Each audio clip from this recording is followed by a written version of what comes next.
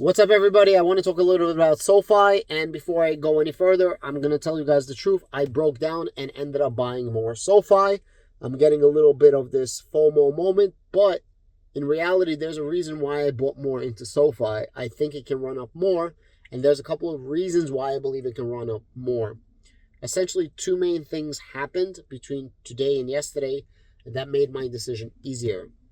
Take aside that I really wanted to buy more of SoFi. Two reasons. Jobless claims. Jobless claims went up today. I think we added like north of 200,000, which brings our unemployment to around 3.7.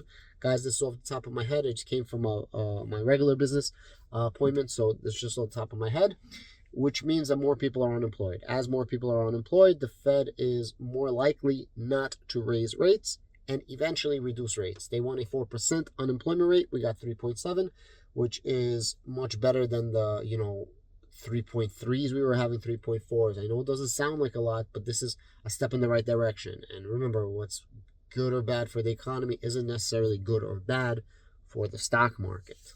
So because of that, now if you go to the CME futures, like CME FedWatch, the chances of the Fed raising interest rates as opposed to not raising interest rates is now 72% not raising, pause, and 28% chance of raising. If they do not raise interest rates, this is quite good for SoFi. If they raise interest rates, it's not good for SoFi or the rest of the market in general, especially the type of stocks that we invest in. Why? So SoFi has three types of lendings. Three. Personal loans, home loans, student loans. Personal loans have absolutely been smashing it. They're doing fantastic. Home loans have slowed down because interest rates are crazy high, and not nobody, but in general, the markets, people are not buying homes as fast, and the real estate market is actually resilient, but that's a whole different topic. Because people are not refinancing because of the rates, well, they're losing a lot of their business. In the future, maybe a year from now or a year and a half from now, when the rates start coming down, 2 years from now, SoFi is going to be getting a lot of revenue from their home loans. So by not raising interest rates, this is good for SoFi. More so than even other tech stocks and other stocks in general. This is very good for SoFi.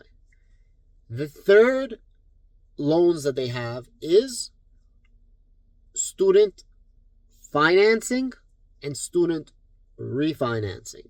As per Anthony Noto, who was presenting at Piper Sandler, he says, "We are literally doing loans with two hands tied behind our back." Recently, the debt ceiling was raised, and at the debt ceiling raising, they says that they are going to stop with the moratorium that people can get away with not paying student loans. 93% of all student loans are federal student loans. Of those federal student loans, they're broken down into three main categories: undergraduate, graduate, and parent graduate, or graduate/professional. The undergraduate loans are loans that are essentially, I don't think that SoFi is going to be getting many of those. But the graduate and parent graduate loans are high rates, between 6.5% to 7.5%. And SoFi can refinance loans at 6% as per Anthony Noto. SoFi can refinance two types of ways, which is beneficial to people that have loans. Number one, they can refinance a loan for a longer period of time, which reduces the amount of your monthly payments, or they can refinance and reduce your actual rates, which allows you to pay less in fees, in loan payments. Because of this, Anthony Noto believes that there's a $200 billion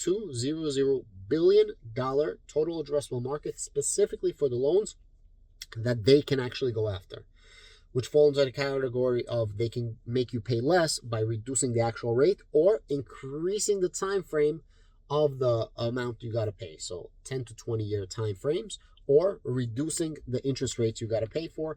And I believe he said 6% I covered it live, by the way, guys. If you want to check out that video, I'm going to link it to the end of this video.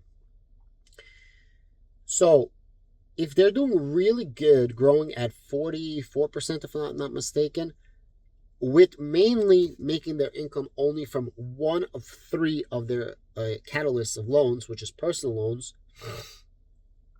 can you imagine what's going to happen when they can do home loans and student loans? This is why I believe that they have a huge major catalyst ahead. And I'm sorry that I'm snorting. I'm just getting over this cold, which I'm feeling much better. So I apologize. I can't edit this. I got to make a video while I'm driving around doing my own businesses. So I'm very, very sorry for that. Now, a lot of people are worried about what's happening right now. Biden vetoed where he wants to forgive $10,000 to $20,000 of student loans, completely forgive it. Well, people are worried this is going to affect SoFi. So if this goes through, 10 to 20,000 loan forgiveness, this is going to affect SoFi, but it's not going to kill them. They're still going to have a huge total addressable market. Now, if this does not go through, this is going to be just icing on the cake a lot more. And I'll explain to you why. First of all, this ruling is in the Supreme Court right now. And many people, including myself, don't believe that Biden has the power. He's literally reaching, saying that he can do debt forgiveness. Now, SoFi, Anthony Noto, they're like, listen, for the first few years, we were very pro this. You know, there should be a moratorium. Let's help Americans. But they're like, for the last year, it's unnecessary. This is like getting ridiculous. And if the Supreme Court is going to throw this bullshit out, this is fantastic for SoFi. I believe the price of SoFi is going to skyrocket up. If, consequently, on a different note, if the Federal Reserve does not raise interest rates and they just pause, this is going to bring up the price of SoFi. And this is why I bought more into SoFi, because of these two main catalysts. I'm trying to be a very disciplined investor, but those two catalysts was enough for me to justify getting into SoFi at just sub $7 when I first got into SoFi. At the mid fives, high fives. So that's okay. So SoFi grew over 40% with their hands tied behind their backs, and they have so much more room to grow because of everything that I just said. Student loans is not going to be affected with this possible forgiveness. Again, it's not forgiveness for everybody. It's not everything. It's $10,000 to $20,000 depending on what category you fall in and depending on how much money you're actually making. There's $125,000 a year threshold. So there's still going to be a shit ton of loans that SoFi can still refinance, specifically in that graduate and undergrad and parental graduate loans, because those tend to be a lot higher. And because of their graduate and parent graduates, the people's income would be higher as well. So that 125 threshold would not come into play. So these are huge major catalysts immediately, right? Between literally a week and 12 months. Those are the catalysts. Then you have the catalyst of the home refinancing or home mortgages, which is going to come in from somewhere probably between 1 to 2 years. So after this week to 12 months, there's another catalyst, 12 to 24 months, 12 to 36 months.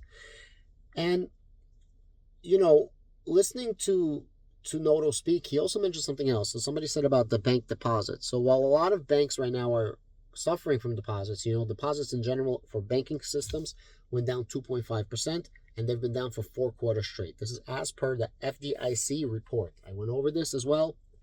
Most people don't pay attention to things like that. But SoFi actually is increasing every single quarter. Like the last 8 quarters, their deposits keep going up. It went from 1 billion, and then from 1 billion, it went all the way up to 10 billion last quarter. And Anthony Noto says that he believes that every quarter going on, they're going to be able to add another $2 billion worth of deposits, which is huge. For everything that I mentioned right now, and I don't want to bore you with a very long video, I believe SoFi still has a lot of room to grow. If SoFi retracts, I am going to be very, very happy to actually buy in more. I will be happy to DCA the dip. Very excited. I'm not betting against them, and I don't, bet against home team. If I get a chance to buy a retracement, I will. I'm happy that I was able to justify getting in more now. And I'm waiting for the Fed not to raise interest rates, and eventually they're going to lower interest rates, which is then going to bring up the price of SoFi as well. Guys, thank you so much. Let me know in the comments down below, what are you guys doing with SoFi? Are you buying more? Are you waiting for a pullback? And at what point did you guys buy? Because a lot of people are still underwater when it comes to SoFi. So I think even at $8, I'm lucky to get in at these prices. I see SoFi's total vision. I see Anthony Noto's total vision of what he wants to do. And I'm super, super excited. Thank you very much. I'm going to leave a link to my Twitter down below. And if you guys want to support me and you guys want to buy me a cup of coffee, I have channel membership, which is going to be in the link down below. It's $3 a month. YouTube takes $1, and I keep $2 to buy myself a cup of coffee and a tea if you like the work that I'm doing. Thank you very much, and have a great day.